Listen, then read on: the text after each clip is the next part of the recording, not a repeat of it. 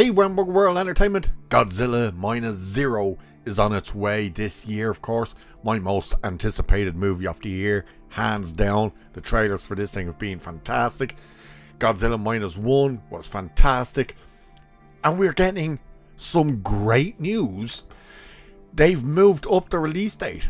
This was meant to come out in November, and they've moved it up.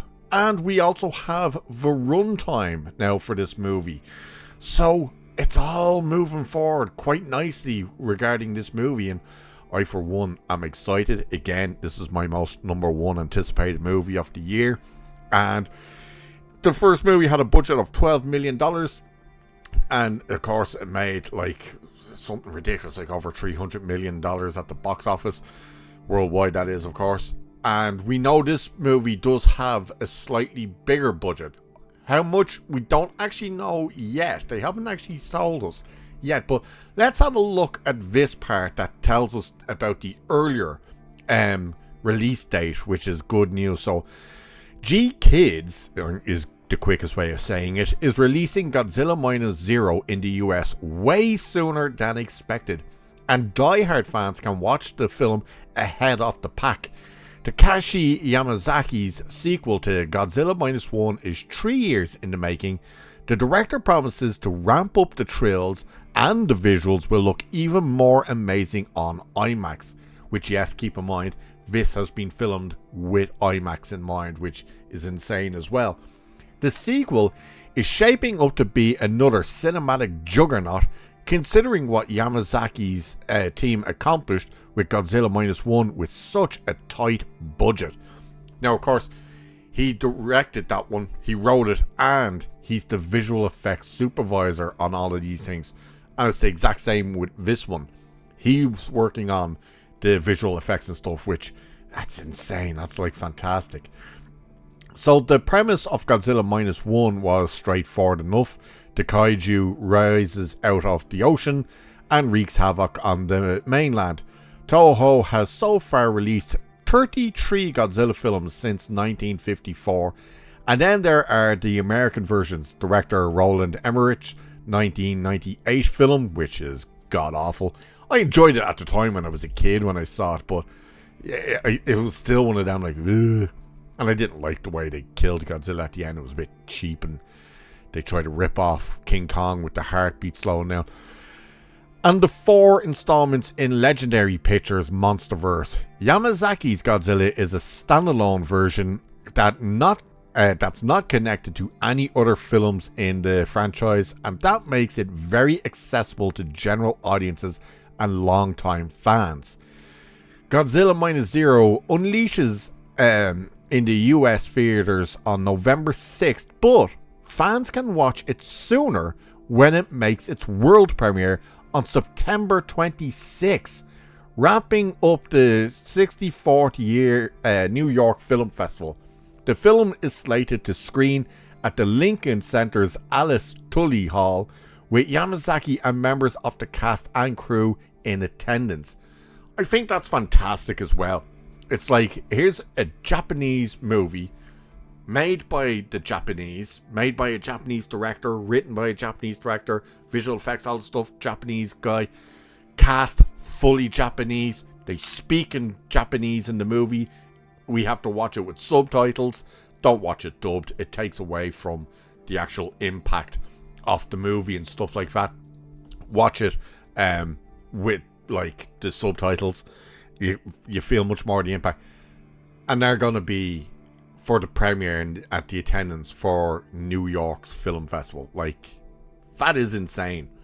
You never thought you would see like a full Japanese movie, all Japanese cast and crew, everything, and they're going to be at the premiere in New York. So that is insane. So Godzilla Minus Zero picks up 2 years after the events of Godzilla Minus One, which ended with the kaiju seemingly destroyed. That's unlikely given the creature's rapid regeneration abilities. It quickly recovers from repeated assaults in the first film. And yeah, of course, he's healing and stuff like that. But then we get Godzilla Minus Zero runtime officially breaks an epic franchise record. So the news that Godzilla Minus One would be making its world premiere at New York Film Festival was exciting in and on itself. And the King of Monsters has experienced a resurgence in popularity over the past couple of years. Let's be honest, Godzilla's popularity never really went away. It's just how it's handled. This is thanks in no small part to the steady output of both Japanese and North American projects over the past decade. However, it was the 2023 film Godzilla Minus One that truly showcased the capability of a Toho project. Now, the first ever Japanese Godzilla sequel in decades is also breaking an unexpected franchise record, which further emphasizes that this upcoming film is set to be something epic. Along with the festival news for Godzilla Minus Zero, there were some interesting new details about the upcoming kaiju movie.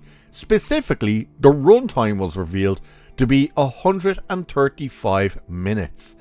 This makes Minus Zero the longest Japanese Godzilla film and the second longest in the franchise's history.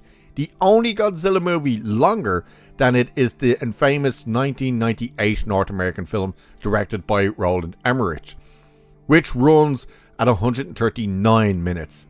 Moreover, Minus Zero is only 10 minutes longer than its predecessor, as Minus One was 125 minutes long.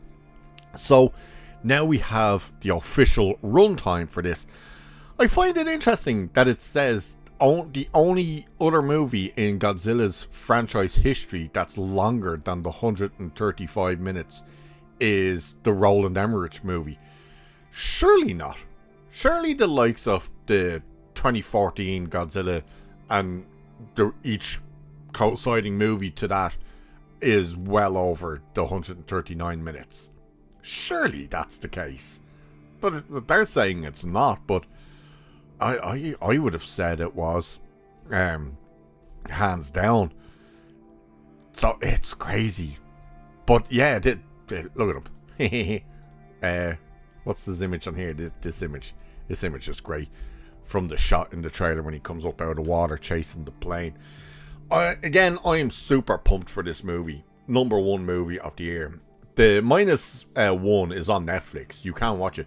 I think they put out on Netflix as well, the black and white version. When it came out on Blu-ray, there was two versions you could, and I think they re-released it for a limited time in the black and white version as well.